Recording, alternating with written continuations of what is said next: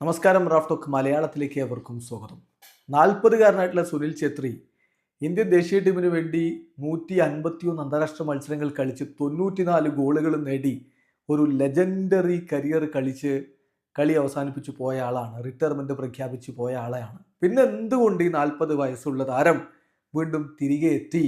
അതിന് പുറകിൽ എന്താണ് സംഭവിച്ചത്? ഇന്ത്യൻ കോച്ച് മനോലോ മാർക്കേസ് അതിൻ്റെ പിന്നിലുണ്ടായിട്ടുള്ള സംഭവങ്ങൾ തുറന്നു പറയുന്നുണ്ട്.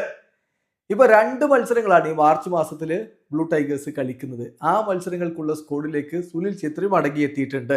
മാർച്ച് 19 ഫ്രണ്ട്ലി മത്സരമാണ് മാൽദീവ്സിനെതിരെ. പിന്നെ March 25 AFC Asian cup 2027 AFC Asian കപ്പിനുള്ള ക്വാളിഫയർ മത്സരം ബംഗ്ലാദേശിനെതിരെ കളിക്കുന്നു. അപ്പൊ ഈ സ്ക്വാഡിലേക്ക് എന്തുകൊണ്ട് ഛേത്രിയെ ഉൾപ്പെടുത്തി എന്നുള്ളത് മനോലോ മാർക്കസ് അതിന്റെ കാരണസഹിതം വിശദമാക്കുന്നുണ്ട്. സംഭവിച്ചത് എന്താണെന്ന് അദ്ദേഹം പറയുന്നു. ക്വാളിഫിക്കേഷൻ, AFC ഏഷ്യൻ കപ്പിനുള്ള ക്വാളിഫിക്കേഷൻ എന്ന് പറഞ്ഞാൽ നമ്മളെ സംബന്ധിച്ചിടത്തോളം വളരെ ക്രൂഷ്യൽ ആയിട്ടുള്ള ഒരു കാര്യമാണ്. അപ്പോൾ ആ ടൂർണമെന്റിന്റെ ഇമ്പോർട്ടൻസ് കണക്കിലെടുത്ത്, നമ്മുടെ മുന്നിലുള്ള മത്സരത്തിന്റെ പ്രാധാന്യം കണക്കിലെടുത്ത് ഞാൻ സുനിൽ ഛേത്രിയുമായിട്ട് ഡിസ്കഷൻ നടത്തി. എന്നിട്ട് അദ്ദേഹത്തിന്റെ തിരിച്ചു വന്നിട്ട് ദേശീയ ടീമിനെ ശക്തിപ്പെടുത്തുക, അതിനെക്കുറിച്ച് ഞാൻ അദ്ദേഹവുമായിട്ട് സംസാരിച്ചു. സുനിൽ അത് കേട്ടു, അദ്ദേഹം അത് എഗ്രി ചെയ്തു.